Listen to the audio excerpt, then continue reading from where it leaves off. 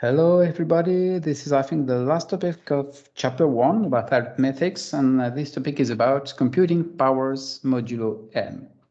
Actually, the goal of this part is to tell you how to compute a bar, which is an element of z over nz, to the power of p for some value of a, some value of p, and some value of n. So actually, a bar to the power of p is something that really looks like standard powers, that is the multiplication where a bar appears p times. So actually, each of those multiplication will give a result, then multiplied again by a bar and again until actually it's done enough times to obtain the value. So Z over NZ is a set in which all the elements are obtained using a modulo n calculation if we want to reach the final values of our calculation.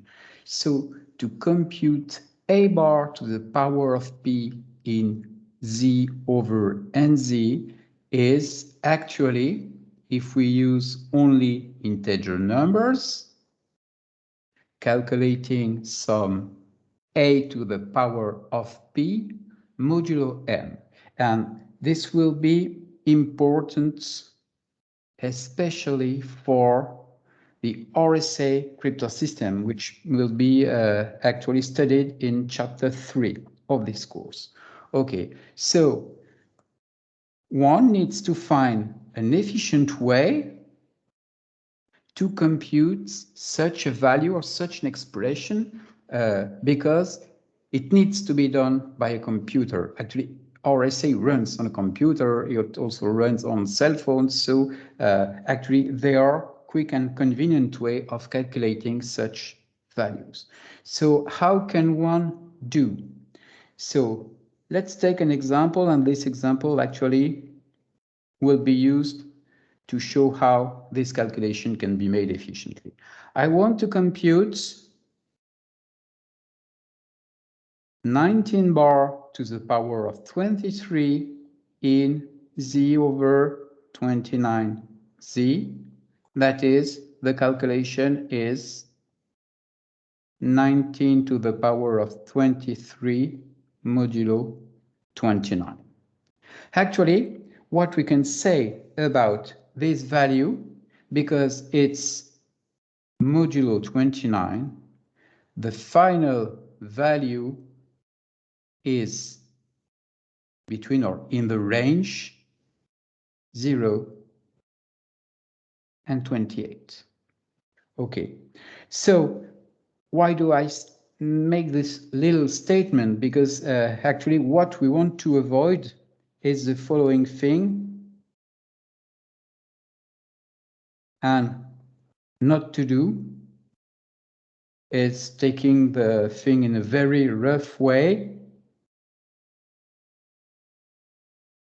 is to compute 19 to the power of 23 first, then apply modulo 29. Because actually, even if some calculators or computers or computer languages are able to handle such a result as an integer, it's already a huge number.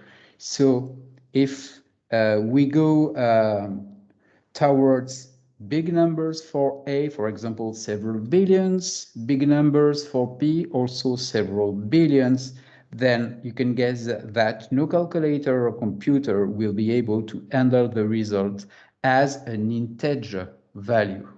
We can't use floating numbers because we are working with integers, okay? So this is not the method to use in order to calculate the powers of elements of z over nz. So what we can do is use a fast and efficient method. So this fast and efficient method will be in the next video about calculating powers modulo n.